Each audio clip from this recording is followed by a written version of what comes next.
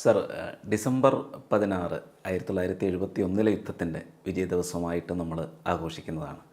അതുപോലെ തന്നെ അത്രയും പ്രാധാന്യത്തോടു കൂടി തന്നെയാണ് നമ്മൾ ജൂലൈ 26 കാർഗിൽ വിജയ് ദിവസ് ആഘോഷിക്കുന്നത്. ആ ഒരു പ്രാധാന്യം കാർഗിലിന് നമ്മൾ കൊടുക്കുന്നത് എന്തുകൊണ്ടാണ്? എന്താണ് കാർഗിൽ യുദ്ധവിജയത്തിന് ഇത്രയേറെ പ്രാധാന്യം ഇന്ത്യൻ സൈന്യവും രാഷ്ട്രവും നൽകുന്നത്?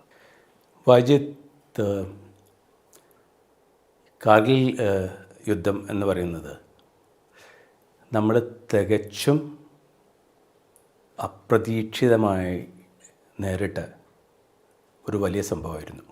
ഈ യുദ്ധത്തിൽ 526 സൈനികർ കൊല്ലപ്പെട്ടു.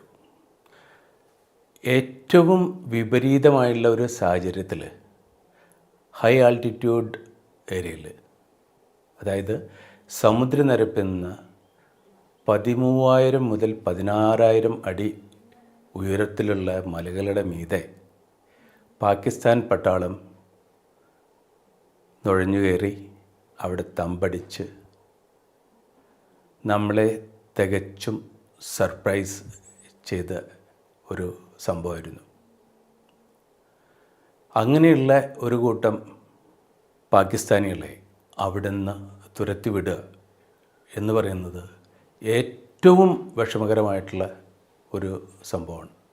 അതുമാത്രമല്ല, ഒരു ന്യൂക്ലിയർ അംബ്രല്ലയുടെ അഥവാ ഒരു ന്യൂക്ലിയർ യുദ്ധത്തിൻ്റെ എല്ലാ സാധ്യതകളും ഉണ്ടായിരുന്ന ഒരു പരിതസ്ഥിതിയിലാണ് ഈ യുദ്ധം നടന്നത്. 1998 നമ്മളതിനു മുമ്പ് 1974 ന്യൂക്ലിയർ ടെസ്റ്റിംഗ് നടത്തിയിരുന്നു. 1998 നമ്മൾ വീണ്ടും ഒരു പരീക്ഷണം നടത്തി. അതിനൊപ്പം തന്നെ പാകിസ്ഥാനും നടത്തി.